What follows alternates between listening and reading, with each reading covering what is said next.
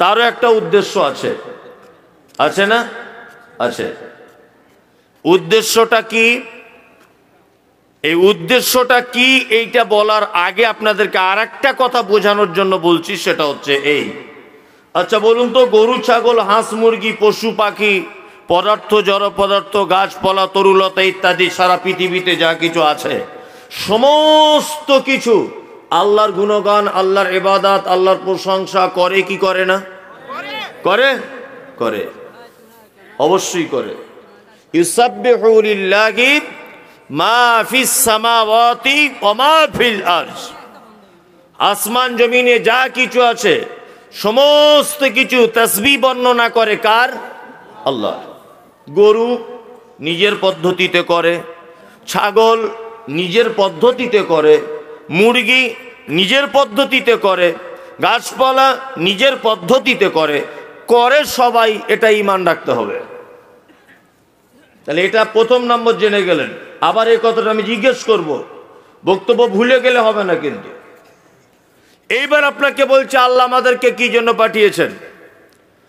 আল্লাহ তাআলা বলছেন ওমা খালাকতুল জিন্না ওয়াল ইনসা ইল্লা লিয়াবুদুন।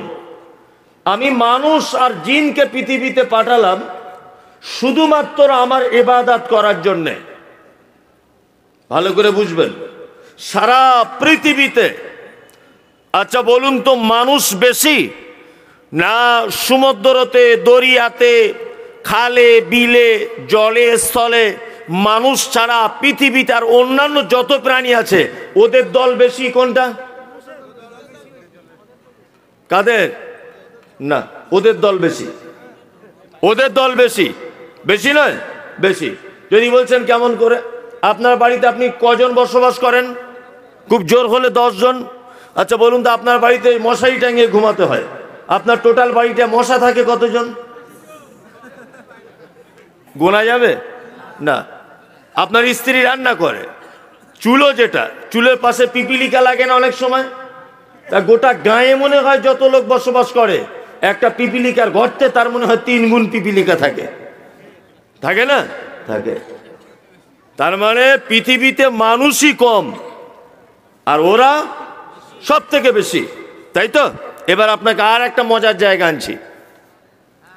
তাহলে পৃথিবীতে সবাই আল্লাহর ইবাদত করে, এটা আল্লাহ নিজে বলছেন। আচ্ছা এটা কি আপনার জানতে ইচ্ছা করে না যে আল্লাহ আমাদেরকে পাঠানোর পরে কোরআনে এমন একটা শব্দ ব্যবহার করলেন যে তোমাদেরকে পাঠালাম শুধুমাত্র আমার ইবাদত করার জন্যে। তাহলে পিপিলিকা, গরু ছাগল হাঁস মুরগি মানে মাছ, বিভিন্ন আরো অন্যান্য পোকামাকড় সবাই আল্লাহর প্রশংসা করছে, এরপরেও কি আল্লাহর মন ভরে না? নাউজুবিল্লাহ। হ্যাঁ, তারপরে আমাদের ইবাদতের এত এত এত দাম। হ্যাঁ, ইবাদতের জন্য পাঠিয়েছেন, এটা 100% ঠিক। তবে আমাদের আরো কিছু দায়িত্ব আছে। প্রথমে বলে রাখছি ইবাদত কাকে বলে, এটা খুব ভালো হবে শুনে রাখা। আমরা জানি নামাজ পড়া, হজ করা, যাকাত দেওয়া, কলেমা পড়া, দান করা, আত্মীয়তার সম্পর্ক বজায় রাখা, এগুলোই শুধু ইবাদত, এটা আমরা জানি। তা একটা দিনের 12টা ঘন্টা, এই 12 ঘন্টার আপনার কর্মসূচির ভিতরে নামাজ রোজা হজ জাকাত এই ইবাদতই যদি ব্যস্ত থাকেন, আচ্ছা বলুন তো দেখি আপনি আপনার স্ত্রীর কাছে টাইম দেবেন কখন? আপনার মাঠে গরু নিয়ে যাবেন কখন? আপনি একজন ব্যবসায়ী, আপনি দোকানে যাবেন কখন? আপনি একজন চাকরিজীবী, আপনি স্কুলে যাবেন কখন? আপনি আপনার সন্তানের কাছে টাইম দেবেন কখন? তাহলে এগুলো কখন হবে? শুধু ইবাদতই যদি ব্যস্ত থাকবো? জি না, আসলে ইবাদত এটা নয়। ইবাদত হলো ঘুম থেকে উঠে ঘুমাতে যাবার আগ পর্যন্ত আপনার 12 ঘন্টার টোটাল কর্মসূচিটা যদি আল্লাহ তাআলার হুকুম অনুযায়ী এবং নবী মুহাম্মদ সাল্লাল্লাহু আলাইহি ওয়াসাল্লামের পদ্ধতি অনুযায়ী যদি হয়, অবশ্যই আপনার টোটালটাই ইবাদতে পরিগণিত হবে ইনশাআল্লাহ। যেমন আপনি ধরে নেন 1 গ্লাস পানি আপনি পান করবেন, 1 গ্লাস পানি পান করতে গেলে 6টা সুন্নত লাগে। কটা? 6টা। দেখে পানি পান করতে হয়, আলহামদুলিল্লাহ বলে পানি পান করতে হয়, 3 নিঃশ্বাসে পানি পান করতে হয়, বিসমিল্লাহ বলে পানি পান করতে হয়, বসে পানি পান করতে হবে, 3 নিঃশ্বাসে হবে, ডান হাতে হবে, এরকম 6টা, তাই তো? 6টা। তাহলে 6টা যদি আপনি সুন্নত অনুযায়ী 1 গ্লাস পানি যদি পান করেন, তাহলে বলুন তো দেখি নেকি হবে কি হবে না? হবে তো হবে। আগে পানি পান করেছিলেন, ওতে নেকি হয়নি, কিন্তু এখন যদি 1 গ্লাস পানি পান করেন আল্লাহর নবী যেভাবে শিখিয়েছেন এই পদ্ধতিতে, তাহলে নেকি হবে ইনশাল্লাহ। ইনশাল্লাহ। শুধু পদ্ধতিটা একটু চেঞ্জ করে দেন, স্থানটা চেঞ্জ করুন। আপনাকে একটা কথা বলছি, আবু লাহাব ইসলামের সব থেকে শত্রু না সব থেকে বড় বন্ধু? শত্রু। আচ্ছা, কেউ যদি সারাদিনে 10 বার যদি আবু লাহাব আবু লাহাব আবু লাহাব আবু লাহাব এটা যদি কেউ বলে, আচ্ছা বলুন তো নেকি হবার চান্স আছে না নেই? আছে? নেই। মানে আবু লাহাব এক সাংঘাতিক খারাপ লোক, তাই তো? এইবার আপনাকে বলছি, কোরআনে একটা আয়াত আছে না, তাব্বাত ইয়াদা আবি লাহাবিউ ওয়া তাব্বা। আচ্ছা বলুন তো এইখানে যদি আপনি আবু লাহাবের নামটা বলেন, প্রত্যেক অক্ষরে 10টা করে নেকি হবে কি হবে না? হবে। তাহলে এতক্ষণ হচ্ছিল না, কিন্তু এখানে হবে, তাই না?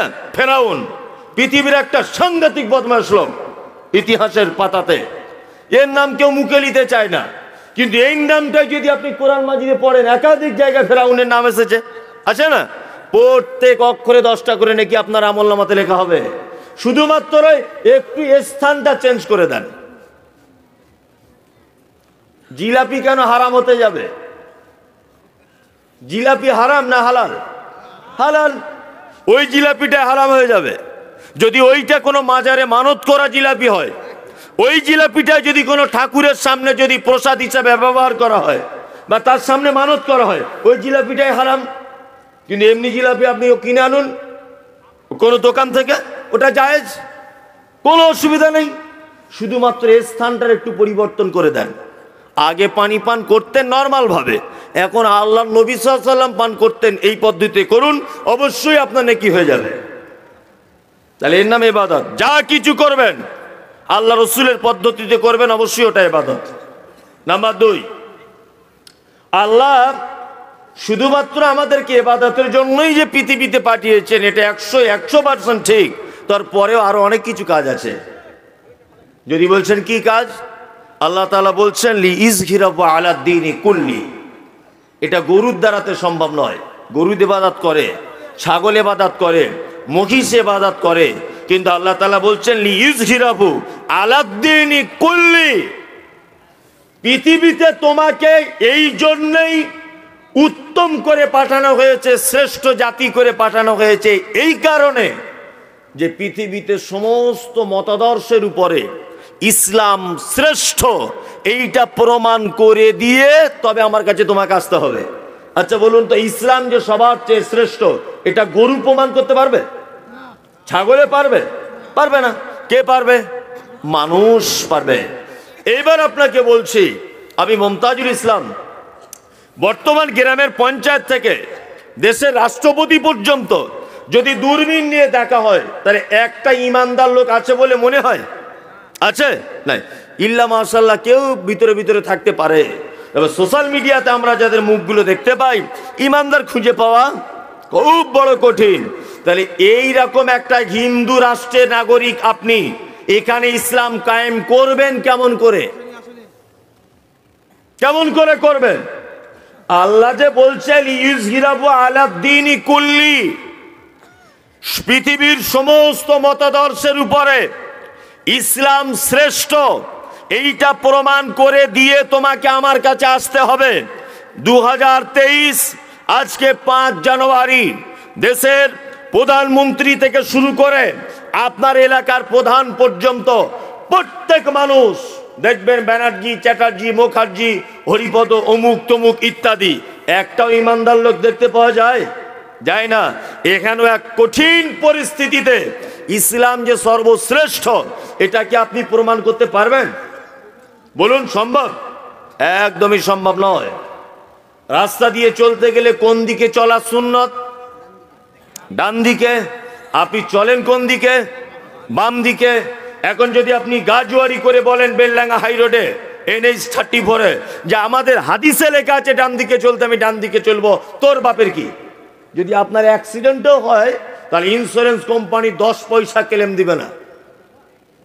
কি বললাম বুঝলেন নাই? কোনো ক্লেম নেই। সুদ প্রকাশ্যভাবে হারাম, কোরআন নিষিদ্ধ করেছে। তারপরেও আপনাকে এমন এক সিচুয়েশনের মধ্যে ফেলে দেওয়া হয়েছে যে জিরো ব্যালেন্সের একটা অ্যাকাউন্ট খুলতে হবে বলে দিয়েছে। আপনি বাঁচতে পারবেন? পারবেন? পারবেন না, অসম্ভব। আপনি বাঁচতে পারবেন না। আপনি কি করবেন? এরকম জায়গায় ইসলাম কায়েম করা সম্ভব? সম্ভব নয়। তাহলে এটা কি করা লাগবে মৌলভী সাহেব একটু বলে দিয়ে যান। দেখুন, আমি বেশি হাদিস কোরআন জানি না মাদানী সাহেবের মতো, উনি বিশাল জ্ঞানী লোক, ওনার জ্ঞানের সমপরিমাণ আমার জ্ঞান একদমই নগণ্য, একদমই নেই। আমি ওই মোটামুটি বুঝিয়ে যুক্তি টুক্তি দিয়ে আমি একটু মানে ভালো করে বলার চেষ্টা করি, এটাই আর কি, এছাড়া আর কিছু নয়। তবে হাদিস কোরআন বলবো, একটু টাইম দিতে হবে, পরিবেশ তৈরি করতে হবে, আমার জায়গা আমাকে আসতে দিতে হবে, তবে তাই ইসলাম কায়েম হবে কেমন করে? জি, এবার আপনাকে একটা কথা বলছি। আচ্ছা, আপনি বর্তমান যে দেশের সরকারের অধীনে বসবাস করেন, আপনি যত বড়ই লালু হন, আপনি যদি সরকারের এগেইনস্টে কোনো কাজ যদি করেন, বলুন তো আপনাকে অ্যারেস্ট করা হবে কি হবে না? হবে। মসজিদের ইমাম সাহেব যত বড়ই ইমাম হোক, ও যদি মসজিদের সভাপতি কেশিয়ারের বিরুদ্ধে যদি কথা বলে, চাকরি থাকবে? মাদ্রাসার হেডমাস্টারই থাকবে? থাকবে না। মানে কি, সেক্রেটারি দায়িত্বশীল মানুষদের উপরে কথা বলা যাবে না। এইবার আপনাকে বলছি, এই দেখে নেন, প্রত্যেক সংসারেও কিন্তু একটা দায়িত্বশীল মানুষ থাকে। আপনার সংসারে আপনি দায়িত্বশীল, একটা স্কুলে একটা হেডমাস্টার দায়িত্বশীল, একটা গ্রামের একটা পঞ্চায়েত দায়িত্বশীল, একটা টোটাল 2-4টে পঞ্চায়েত মিলে একটা প্রধান দায়িত্বশীল আছে না নেই? আছে। এইবার আপনাকে বলছি, পায়ের নখ থেকে শুরু করে পায়ের মাথার চুল পর্যন্ত, এই যে টোটাল, এটা আলাদা একটা পার্টস, এটা একটা আলাদা পার্টস, এটা একটা আলাদা পার্টস, কানের আলাদা কাজ, চোখের আলাদা কাজ, পায়ের আলাদা কাজ, ভিতরের আলাদা পার্টস, পিঠের আলাদা কাজ, পায়ের পাতার তলায় যে চামড়াটা, এর আলাদা কাজ, সবার দেখবেন আলাদা আলাদা আলাদা আল্লাহ একটা ডিপার্টমেন্ট দিয়েছে, তাইনি? দিয়েছে। চোখ যে কাজ করতে পারবে, কান সেটা পারবে না। কান যেটা পারবে সেটা হাতের পক্ষে সম্ভব নয়, পায়ের পক্ষে যেটা সম্ভব ওটা মাথার পক্ষে সম্ভব নয়। সম্ভব নয়। বলুন তো, এই টোটাল যে আপনার টোটাল বডির ভিতরে এক একটা সেক্টর, এক একটা মেশিন আল্লাহ তাআলা ফিট করে দিয়েছেন, বলুন তো এই এতগুলো দায়িত্বশীল, হাত দায়িত্বশীল, পা দায়িত্বশীল, চোখ দায়িত্বশীল, কান দায়িত্বশীল, এই এতগুলো পার্টসের ভিতরে বলুন তো মানব দেহের সব থেকে বড় সেক্রেটারির পদে কে আছে? কে? মাথা। এ কি সেক্রেটারি, তাই না? জি, খুব ভালো বুঝতে পেরেছেন তো, আপনার বুদ্ধি ভালো। এর নাম তাহলে কি? সেক্রেটারি। আগে বলেছি কি, যে সেক্রেটারি অর্থাৎ দায়িত্বশীল মানুষের কথা না শুনলে মার খেতে হবে, প্রয়োজনে চাকরি চলে যাবে, আপনাকে অ্যারেস্ট করা হতে পারে। এইবার আপনাকে একটা কথা বলছি, আমি মমতাজুল ইসলাম এখানে বক্তব্য দিয়ে গেলাম যে সুদ প্রকাশ্যভাবে হারাম। খুব মন দিয়ে শুনবেন, মাথায় একটু যাদের মানে মগজ টগজ আছে তাদের জন্য আলোচনাটা ভালো লাগবে। আর যারা বগল বাজাতে এসছে আর আমাকে দেখতে এসেছে, ওদের কোনো কাজ নেই, কোনো কাজ নেই।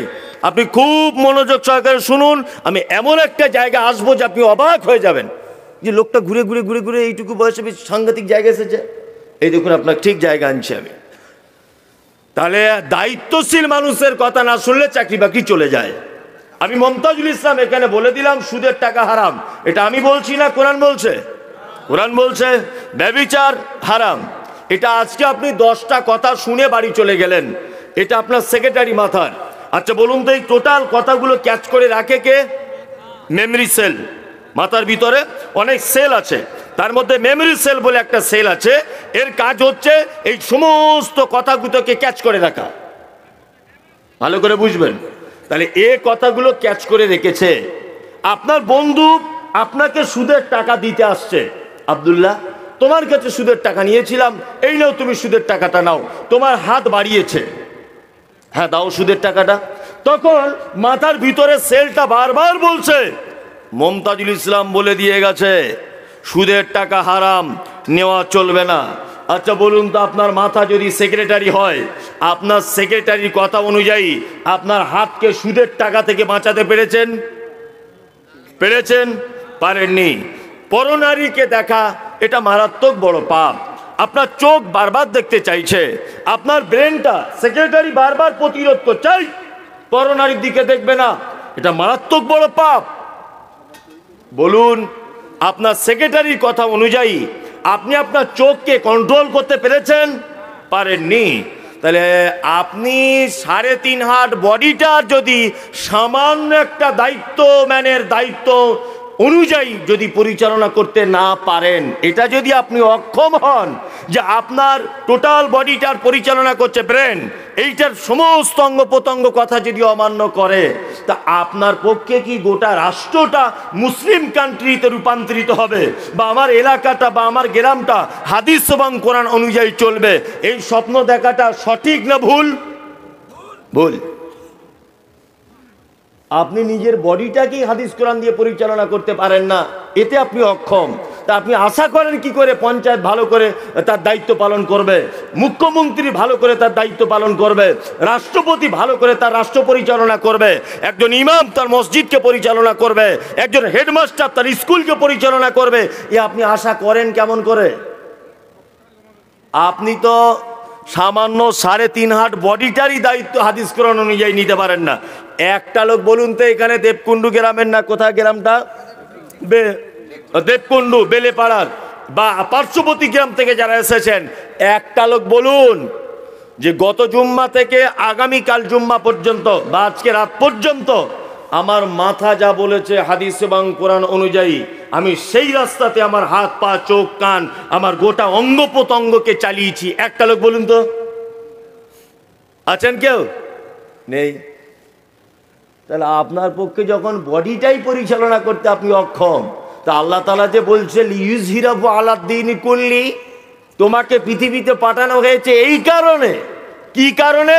যে সারা পৃথিবীর যত মতাদর্শ আছে তার থেকে ইসলাম কি শ্রেষ্ঠ, এইটাকে তোমাকে প্রমাণ করে দিয়ে আমার কাছে আসতে হবে। এটা প্রমাণ করবেন কেমন করে ইসলাম যে সবার থেকে শ্রেষ্ঠ? এটা প্রমাণ করার এখন একটাই মাত্র পদ্ধতি আমার গবেষণা মতে আছে। কি না, সবাই বিডিও অফিসে দেখবে লাইন দিয়ে দাঁড়িয়ে আছে কোনো একটা কাজের জন্য। মাসটা চৈত্র মাস, প্রখর রোদ্দুরের তাপ, সবাই পানির বোতল নিয়ে দাঁড়িয়ে দাঁড়িয়ে ঢক ঢক ঢক ঢক ঢক ঢক করে পানি পান করছে। আপনি পানির বোতলটা নিয়ে সাথে সাথে বসে যান, বসে বসে 3 নিঃশ্বাসে পানি পান করুন ডান হাতে। কি বললাম বুঝলেন না? আর একটা লোক যখন জিজ্ঞাসা করবে কি ব্যাপার, সবাই দাঁড়িয়ে দাঁড়িয়ে পানি খাচ্ছে, ভাই তুমি কেন বসে খাচ্ছ? তখন আপনি তাড়াতাড়ি করে বলুন, বসে খাবার পদ্ধতি আমাদের নবী মুহাম্মদ সাল্লাল্লাহু আলাইহি ওয়াসাল্লাম বলে গেছেন। তাহলে একটা ইসলাম প্রতিষ্ঠা করা গেল কি গেল না? গেল কি গেল না? গেল। সবাই গাঁটের নিচে কাপড় পরে, আপনি উপরে পড়ুন। সবাই জিজ্ঞাসা করবে আপনাকে, কি ব্যাপার তুমি কি সেকালের লোক? এটা 2023 সাল, তুমি কি সেকালের লোক? জি না, আমি সেকালের নয়, এই কালের কোনো কালের নয়, আমাকে এটা শিখিয়েছেন মুহাম্মদ সাল্লাল্লাহু আলাইহি ওয়াসাল্লাম। অবশ্যই আপনি একটা প্যান দিয়েও আপনার জীবনে ইসলাম প্রতিষ্ঠা করা সম্ভব। সম্ভব কি সম্ভব নয়? সম্ভব। আপনাকে এইবার আপনি আর একটা কথা বলতে যাচ্ছি, সেটা হচ্ছে এই, আল্লাহ তাআলা বলছেন পৃথিবীতে আমি মানুষকে পাঠিয়েছি আর একটা কাজের জন্য। কি কাজ? লিয়াবলুয়াকুম আইয়ুকুম আহসানু আমালা। আল্লাহ বলছেন তোমাদেরকে পৃথিবীতে পাঠানো হলো এই কারণে যে যাতে তোমরা তোমাদের ভিতরে সব থেকে উত্তম কাজ, সব থেকে উত্তম আমল আমার কাছে কে করে নিয়ে আসতে পারবে, এই জন্যে তোমাদেরকে পৃথিবীতে পাঠানো হয়েছে। তার মানে এটা একটা কিসের জায়গা? পরীক্ষার জায়গা, তাই না? পরীক্ষার জায়গা কি জায়গা নয়? পরীক্ষার জায়গা। পরীক্ষার হলের কিছু নিয়ম কানুন থাকে না? কি নিয়ম কানুন থাকে পরীক্ষার হলের? পরীক্ষার হলের নিয়ম হচ্ছে এই, কোশ্চেন পেপারে লেখা থাকে 3 ঘন্টা সময় দেওয়া হলো, 10টা প্রশ্ন করা হয়েছে, প্রত্যেক 1 ঘন্টাতে একটা করে ঢং করে ঘন্টা বাজিয়ে দেওয়া হয়। ছাত্রকে বলে দেওয়া হয় ঘন্টার মাধ্যমে যে তুমি তোমার টাইমকে মূল্যায়ন করো। তোমার জীবনের 3 ঘন্টা থেকে 1টা ঘন্টা অতিবাহিত হয়ে চলে গেল। যদি ছাত্র ভালো হয় তাহলে ও কিন্তু খুব টেনশন করবে যে আর 2 ঘন্টা পড়ে গেলেই আমার খাতা জমা হয়ে যাবে। টেনশন করবে কি করবে না? আর একটা ছাত্র আছে বগল বাজায় যে আর 2 ঘন্টা পড়লেই ঘর চলে যাবো, ভালো হবে, লিখতে ফিখতে হবে না। হ্যাঁ, পরীক্ষা 3টে ঘন্টা পড়ে গেল, দুজনাই বাড়ি চলে এলো। রেজাল্ট আউট যেদিন হবে, আচ্ছা বলুন তো কে হাসবে আর কে কাঁদবে? যে বগল বাজিয়েছে সে কাঁদবে, তবে ও কাঁদবে না। এখনকার মডেলিং ছেলে তো, ও আবার বলছে ও ভালো রেজাল্ট করেছে, ও যদি চাকরি পেয়ে যায় তা ও যে স্কুলে চাকরি করবে সেই স্কুলে যে বিল্ডিংটা করতে হবে তার জন্য তো রাজমিস্ত্রিও দরকার। ও না হেডমাস্টার হবে, আমি না রাজমিস্ত্রি হব। খুব বুদ্ধি ওর। ও ফেল করেছে তারপরেও বলছে আমি নয় রাজমিস্ত্রি হব, ও নয় হেডমাস্টার হবে। বন্ধু, এটা কি মাস? জানুয়ারি, তাই না? জানুয়ারি। আল্লাহু আকবার। কত মুসলিম যুবক ছেলেকে দেখা যাচ্ছে 1 জানুয়ারি ঢোল তবলা নিয়ে চড়ুই ভাতি, ফিস্টি, পিকনিক, গার্লফ্রেন্ড বয়ফ্রেন্ড বিভিন্ন জায়গায় মাতম করে করে বেড়াচ্ছে, বগল বাজিয়ে। করছে কি করছে না? এটা মোমেনের জন্য দুঃখের সংবাদ। মোমেনের জীবনের এটা পরীক্ষার হল। তার নির্দিষ্ট টাইম বেঁধে দেওয়া হয়েছে, কতদিন সে বাঁচবে। দেবকুণ্ডু বেলেপাড়াতে এটা টাইম বেঁধে দেওয়া আছে না নেই? আছে। তার জীবন থেকে একটা বছর অতিবাহিত হয়ে গেল, একজন মোমেন হয়ে অনুতপ্ত করবে যে আল্লাহ কতটা রোজা করতে পারলাম, কতটা নামাজ পড়তে পারলাম, কতটা জাকাত দিতে পারলাম, কতটা কারোর সঙ্গে ভালো ব্যবহার করতে পারলাম। সে টেনশন করবে কি করবে না? করবে। আর যারা বগল বাজাচ্ছে, ডিজে বাজিয়েছে, এদের ব্যাপারে বলা হচ্ছে ফিন্নার খালিদিনা ফিহা, এরা জাহান্নামের ভিতরে থাকবে চিরস্থায়ী। যারা ফেল করে যাবে আল্লাহর পরীক্ষাতে, চিরস্থায়ী জাহান্নামে। এখানে রাজমিস্ত্রি করে খাওয়া যাবে, ও ঘি ভাত খামি, আমি লবণ ভাত খাবো, এটা সম্ভব। কিন্তু আল্লাহর পরীক্ষায় যদি কেউ ফেল করে যায়, কে? আগুনের ভিতরে থাকতে হবে অনন্তকাল। এক সাংঘাতিক ব্যাপার। আমি পবিত্র আল কোরআনের সূরা আনফালের কয়েকটি আয়াত আপনাদের সামনে তেলাওয়াত করেছি। এই আয়াতের দিকে চলে গিয়ে এবার বক্তব্য শুরু করে দিচ্ছি কোরআন দিয়ে একটা একটা করে। তার আগে আপনাদেরকে আরো একটা জিনিস জিজ্ঞাসা করছি, সেটা হচ্ছে এই, আচ্ছা বলুন তো দেখি, তাহলে ভাবছেন যে এতক্ষণ তাহলে এমনি বকছেন? জি না, এমনি বকিনি। আমি অনেক কিছু আপনাকে আরো বলতে এসেছি, সেগুলো শুনুন। কোরআনে এইরকম শব্দ আছে না নেই? মুনাফিকুন আছে, মুশরিকুন আছে, কাফিরুন আছে, ফাসিকুন আছে, মুত্তাকুন আছে, মুমিনুন আছে। আছে। একটার ব্যাখ্যা করে দিই খুব বিস্তারিতভাবে, আর একটা দুটো হালকা হালকা করে করি। সেটা হচ্ছে এই মুমিনুন। পৃথিবীতে মোমেন কারা, মোমেনদের কোয়ালিটি কেমন হয়, এই ব্যাপারে 2-4টে কথা আপনাদেরকে বলে দিয়ে যাই। তার আগে মুনাফিক, মুশরিক, ফাসিক এদের ব্যাপারে 2-4 মিনিট করে বলি, তাহলে আপনার অনেকগুলো বিষয় জানা হবে। এক, প্রথমে জেনে নেন মুনাফিক। আচ্ছা মুনাফিক কাকে বলে সবাই জানি আমরা, তাই না? আমার কাছে আরো সহজ ভাষায় জেনে নেন। মুনাফিক হলো তারা যাদের মুখে থাকে মধু, অন্তরে থাকে বিষ, এরা হচ্ছে মুনাফিক। খুব সহজ বাংলা বুঝলেন না? মুখে থাকে কি মধু, অন্তরে বিষ, এ হচ্ছে মুনাফিক। আসসালামু আলাইকুম। আরে সত্যি, এর আগে 3টে ইমাম সাহেব ছিল আমাদের মসজিদে, আপনার মতো ভালো লোক তারা নয়।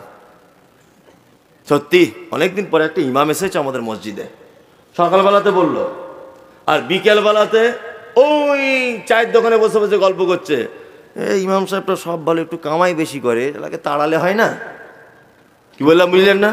এই মাত্র সকালবেলা বলে গেল, হচ্ছে আপনার মতো লোক হয় না ভাই, আপনি মারাত্মক লোক, এই মাত্র বলে গেল। আর ওই চায়ের দোকানে গিয়ে বলছে এই লোকটাকে তাড়ালে হয় না, অন্য আর একটা ভালো ইমাম দেখেছি, এই পাক্কা মুনাফিক। কি বললাম বুঝলেন না? এটা হচ্ছে মুনাফিক। ইসলামে সব থেকে মারাত্মক ক্ষতি করেছে এই মুনাফিকরা। এরা হয় দুমুখে মানুষ। কখনো কখনো বলে আল্লাহকেও মানি, কখনো কখনো বলে দেবদেবীকেও মানি। কোরআন তার দলিল দিচ্ছে। আল্লাহ তাআলা বলছেন ওমিনান নাসি মান ইয়াকুলু আমান্না বিল্লাহি ওয়া বিল ইয়াউমিল আখিরি ওয়া মা হুম বিমুমিনিন। নবী, তারা এসে এই কথা বলে আমরা আল্লাহকেও মানি, আমরা আখিরাতকেও মানি, কিন্তু নবীকে ডাইরেক্ট আল্লাহ বলে দিচ্ছেন ওমা হুম বিমুমিনিন। নবী কখনোই তারা মোমেন নয়, কখনোই তারা মোমেন নয়। আর একটা কথা বলে দিই, মুনাফিক 2 প্রকারের হয়। এক, বিশ্বাসগত দিক দিয়ে মুনাফিক হয়, আর আর একটা হয় কর্মগত দিক দিয়ে মুনাফেক। বিশ্বাসগত দিক দিয়ে মুনাফেক কারা? যারা বলে যে আমরা আল্লাহকেও মানি, ওদিকে রামকেও মেনে চলি, ওদিকে আল্লাহকেও মানি, এদিকে দুর্গারও সাপোর্ট করি, ওদিকে আল্লাহকেও মানি, এদিকে দেবীকেও সাপোর্ট করি। এরা হচ্ছে বিশ্বাসগতভাবে এরা মুনাফিক। আর কর্মগতভাবে মুনাফিক কি? আল্লাহ নবী সাল্লাল্লাহু আলাইহি ওয়াসাল্লাম বলেছেন, ইজা হাদ্দাসা কাযাবা। একজন লোক মুনাফিক হওয়ার জন্য যথেষ্ট তিনটে গুণ তার ভিতরে থাকলে: এক, সে কথা বললে মিথ্যা কথা বলে; দুই, ওয়াদা করলে খেলাপ করে; তিন, জনগণের মাল রাখতে দিলে সে ধ্বংস করে দেয়। আর একটা হাদিসে আছে, ঝগড়া হলে গালাগালি করে। এটা মুনাফিকের গুণ, তাই তো? এবার আপনাকে আর একটা কথা বলি। কি কথা? আচ্ছা বলুন তো, মুনাফিকদের সব থেকে ভালো দেখতে পাওয়া যায় কোথায়? জানা আছে? নেই। ক্লাবে যাবেন, মুনাফিক নেই, সবাই সিনেমা দেখছে, সবাই সিনেমা, সবাই আনন্দে আছে। 20 कोस दूर से अगर कोई बच्ची रोते, माँ कहती है कि बच्ची सो जा, गब्बर सिंह आ जाएगा। শুনেছেন তো? সোলে সিনেমা চলছে, সবাই হাততালি দিচ্ছে এরকম করে, আর খুব বসে বসে দেখছে পায়ের উপরে পা তুলে দিয়ে। ওখানে কোনো মুনাফিকি চাল নেই, সবাই আনন্দ করছে। সিনেমা হলে যান, ওখানে মুনাফিক আপনি দেখতে পাবেন না। আপনি কোনো মেলায় যান, মুনাফিক দেখতে পাবেন না। মুনাফিক বর্তমানে 3-4টে জায়গায় মারাত্মকভাবে বিরাজ করেছে। এক, মাদ্রাসা, মসজিদ, জলসা কমিটি, ঈদগাহ, এইসব জায়গাতে দেখবেন যত বড় বড় সব মুনাফিকদের আবির্ভাব। তার মধ্যে আমিও হতে পারি, আমি বাদ দিচ্ছি না। যদি বলছেন আপনি এত বড় কথা বলে দিলেন, জি হ্যাঁ, আপনাকে এর থেকে দুঃখের কথা আর কি বলবো। একটা মসজিদের 2 পার্টি লোকের 2 ধরনের কমিটি। এটা হয় কেন? একই মসজিদের সেক্রেটারি হবার জন্য মারামারি, ক্যাশিয়ার হবার জন্য মারামারি। কেন মারামারি হবে? এটা তো পঞ্চায়েত ভোট নয় যে 100 দিনের টাকা ঢুকবে অ্যাকাউন্টে। এটা তো আল্লাহর ঘর, এখানে মারামারি লবিবাজি কেন? এটা আল্লাহর ঘর। এটা এখানে বরঞ্চ অনুপরিমাণ টাকা এদিক ওদিক হয়ে গেলে আল্লাহর দরবারে জবাবদিহি করতে হবে। হবে কি হবে না? হবে কি হবে না? যে এইখানে কমিটিতে মারামারি কেন? যারা মারামারি করে ভেবে নিতে হবে ওরা নিশ্চয় আত্মসাৎ করার চিন্তা ভাবনা আছে ওদের। তারা মসজিদ আল্লাহর ঘর, এখানে কোনো মারামারি করবে? ও পঞ্চায়েত ভোটে লড়াই করুক, ওখানে 100 দিনের টাকা আসবে, ইন্দিরা আবাসনের ঘর আসবে। ও যদি ঝাড়া খাবার ধান্দা ওখানে করবে। একটা মসজিদে 2 রকমের, 2টো পার্টির 2টো কোয়ালিটির কমিটি, এ কেমন ধরনের? আল্লাহু আকবার। এবার আপনাকে আবার বলছি, আচ্ছা বলুন তো, পৃথিবীতে যত পাপ আছে তার মধ্যে সব থেকে বড় পাপের নাম কি? শিরক। দ্বিতীয় বড় পাপ পিতামাতার সঙ্গে গালি দেওয়া। তৃতীয় বড় পাপ বেদাত। চতুর্থ বড় পাপ, মানে সিরিয়াল ভাবে বলছি না, বড় বড় পাপগুলো দেখাচ্ছি: সুদের টাকা খাওয়া, ব্যভিচার করা, মিথ্যাভাবে কোনো মুসলিম ভাইকে হত্যা করা, মুসলিম কোনো নারীকে, সতী নারীকে মিথ্যাভাবে অপবাদ দেওয়া। এগুলো পৃথিবীতে সব থেকে ভয়ঙ্কর বড় পাপ। অথচ এখানে যত আলেম ওলামা বসে আছেন, একজন আমাকে এটা প্রমাণ করে দেখান, বলুন কোন আলেম, কোন শায়েখ মাশায়েখ, একজন বলুন আল্লাহ নবী সাল্লাল্লাহু আলাইহি ওয়াসাল্লাম বা আল্লাহ বলেছেন একটা লোক যদি শিরক করে তাকে জাহান্নামের একেবারে নিম্ন স্তরে দেওয়া হবে। আল্লাহ বা আল্লাহ নবী কথা কিছু বলছেন না। একটা লোক যদি পিতামাতার সঙ্গে অসৎ ব্যবহার যদি করে, ওই লোকটা জাহান্নামের একেবারে তলাতে থাকবে। একথা আল্লাহর নবী বা আল্লাহ কিছু বলছেন না, কিন্তু আল্লাহ বলছেন ইন্নাল মুনাফিকিনা ফি দারকিল আসফালি মিনান নার। নিশ্চয়ই মুনাফিকরা জাহান্নামের একেবারে নিম্ন স্তরে থাকবে। তার মানে পৃথিবীতে যত পাপী আছে, মুনাফিকদের মতো বড় বদমাশ আর পৃথিবীতে কোনো লোক নেই। সব থেকে বড় মুনাফিকরা ইসলামে ক্ষতি করেছে। সারা পৃথিবীতে ইসলামটাকে আপনি একটু সরিয়ে দিয়ে রঙিন চশমা দিয়ে যদি সারা ভারতবর্ষের ইতিহাস, সারা পৃথিবীর ইতিহাস যদি আপনি উল্টে দেখেন, সারা পৃথিবীতে যত বিপর্যয় ঘটেছে, সারা পৃথিবীতে যত রকমের সাম্প্রদায়িকতা হয়েছে, সারা পৃথিবীতে যত রকমের যুদ্ধ বিদ্রোহ হয়েছে, সারা পৃথিবীতে যত নিরীহ মানুষ তারা জেলখানাতে বন্দী হয়েছে, সমস্ত পিছনে কারণ রয়েছে এক শ্রেণীর মুনাফিক মানুষদের। এক শ্রেণীর মুনাফিক মানুষদের হাত রয়েছে এর ভিতরে। তার দৃষ্টান্ত প্রোগ্রাম, তার দৃষ্টান্ত অনুষ্ঠান, তার দৃষ্টান্ত সব থেকে জ্বলন্ত প্রমাণ হচ্ছে আমাদের পার্শ্ববর্তী দেশ, তার নাম বাংলাদেশ। পৃথিবীর একটা, আমার চোখে এই মুহূর্তে সোশ্যাল মিডিয়া, নিজে গিয়ে দেখা, পত্র পত্রিকায়, ইউটিউব ফেসবুক ঘেঁটে আমার নিজস্ব যে এক্সপিরিয়েন্স হয়েছে তাতে করে এটা আমার ধারণা, যদিও ধারণা ঠিক হতে পারে, ভুল হতে পারে, আপনার ধারণা আরো সঠিক হতে পারে। আমার চোখে মুসলিম দেশ হিসাবে সারা পৃথিবীতে যত দেশ আছে বাংলাদেশ তার মধ্যে উন্নত মানের একটা খারাপ দেশ। এই কারণে এদেশে জালেমদেরকে, এদেশে বদমাইশদেরকে, এদেশে চোরদেরকে প্রকাশ্য রাস্তায় ঘোরার জন্য লাইসেন্স করে দেওয়া হয়, আর কোরআনের হাফেজ বড় বড় আলেমদেরকে জেলখানাতে বন্দী করে রাখা হয়। তার নাম বাংলাদেশ। যে দেশের পঞ্চায়েত থেকে রাষ্ট্রপতি পর্যন্ত, যে দেশের পঞ্চায়েত থেকে প্রধানপতি পর্যন্ত, প্রধানমন্ত্রী পর্যন্ত মুসলিম, যে দেশের নাপিত থেকে মেথর পর্যন্ত মুসলমান, সে দেশ এমন এক দেশ যে দেশে বড় বড় স্মাগলারদেরকে, বড় বড় পুঁজিপতি মানুষদেরকে, বড় বড় নায়ক নায়িকাদেরকে, যারা উলঙ্গ হয়ে যৌবনের সুশ্রী দেয় ইয়াং জেনারেশনকে, এদেরকে লাইসেন্স দেওয়া হয়, প্রকাশ্যভাবে রাস্তায় ঘুরতে দেওয়া হয়। আর কোরআনের বড় বড় মুহাদ্দিস, বড় বড় হাদিসের পণ্ডিত, তাদের বিরুদ্ধে 5,000 কোটি টাকার মামলা করে দেয় এই মুনাফিকরা। ডাক্তার জাকির নায়েক সারা পৃথিবীর একজন সুপার পাওয়ার ম্যান। পৃথিবীর কোন বিদ্যা এই মুহূর্তে ওর কাছে টিকতে পারে না, কোন রকমের বিদ্যা ওর কাছে দাঁড়াতে পারে না। তারপরেও এই মুনাফিকদের কারণে লোকটাকে দেশ ছেড়ে চলে যেতে হয়েছে। তারা কিন্তু অন্য কেউ নয়, সব মুসলমানদের ভিতরে। আপনাকে এটাও বলে রাখছি, মুনাফিকদের থেকে অবশ্যই সাবধানে থাকবেন। যে লোক দেখতে পাবেন আপনার জীবনে সফলতা আসবে।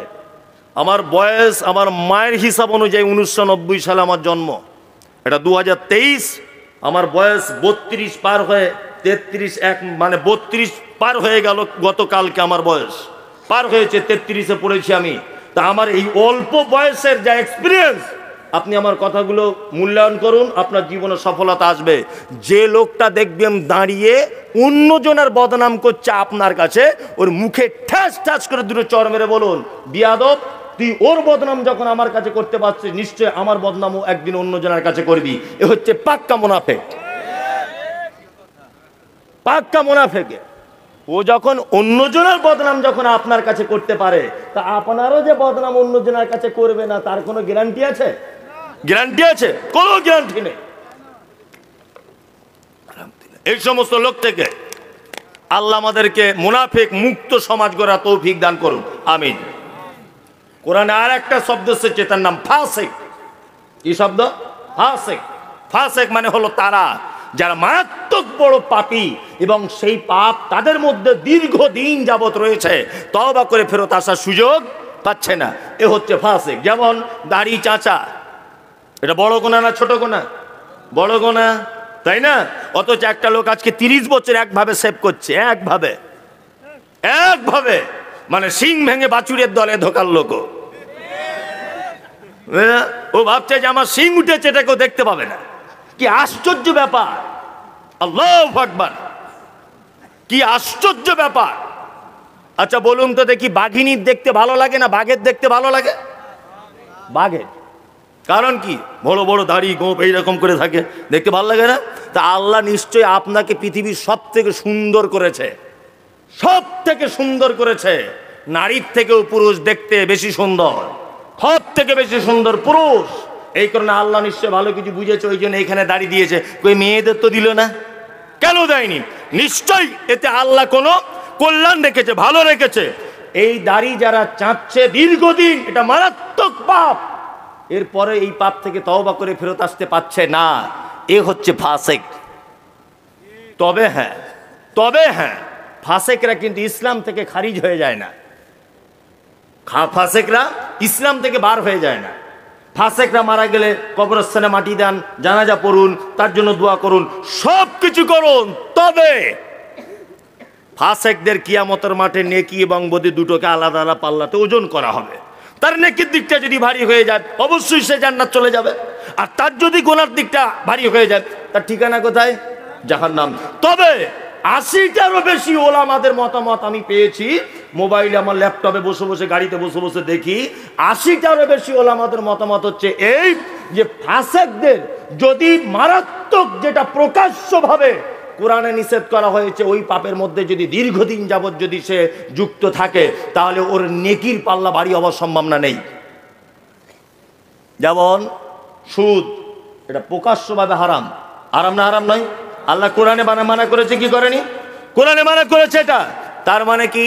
এটা যদি তার ভিতরে দীর্ঘদিন যাবৎ এই পাপে যদি সে যুক্ত থাকে, অবশ্যই এ হচ্ছে ফাসিক। চলুন এবার আপনাকে আর একটা কথা বলে দিই। আর একটা হচ্ছে মুশরিকুন। মুশরিক শব্দটা কোরআনে আছে না নেই? এটা কাদের বলে? হিন্দু ভাইদের। হিন্দুদের মুশরিক বলে তো?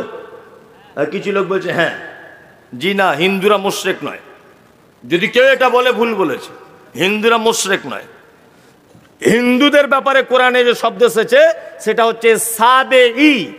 সাবেঈ তাদেরকে বলা হয় যারা বহু দেবদেবীর পূজা করে এবং এক একজনের আলাদা আলাদা ক্ষমতা আছে বলে মনে করে, এক আল্লাহকে এক বলে মানে, কিন্তু আল্লাহ যে সর্বশক্তিমান এইটাকে অস্বীকার করে। এরা হচ্ছে সাবেঈ। বর্তমান হিন্দু ভাইদের যেটা অবস্থা, বর্তমান হিন্দু ভাইদের এই অবস্থা, এরা হচ্ছে সাবেঈ, এরা মুশরিক নয়। যদি বলছেন এটা আবার কেমন নতুন জিনিস শুনলাম, জি হ্যাঁ, আপনি নতুনই শুনেছেন, ধরে নিতে পারেন, তবে আপনি আমার কথা কেটে দিবেন না। এই সোশ্যাল মিডিয়াতে বক্তব্যটা রাখছি, নিশ্চয় আমি পড়াশুনো করে চিন্তা ভাবনা করে তবে বলছি, তার আগে কিন্তু আমি বলিনি। তার বলতে গিয়ে আমার কিছু মিস হতে পারে, কারণ আমি মানুষ, আমার কিছু মিস হতে পারে, আমি মানুষ। একটা কথা বলতে গেলে মিস হতেই পারে, আমি মানুষ, এটা আপনি ধরে নিতে পারেন। এরা হচ্ছে কি? সাবেঈ। কি বললাম? সাবেঈ। হিন্দু ভাইরা দেখবেন, আমি ওদের ধর্মকে ছোট করছি না,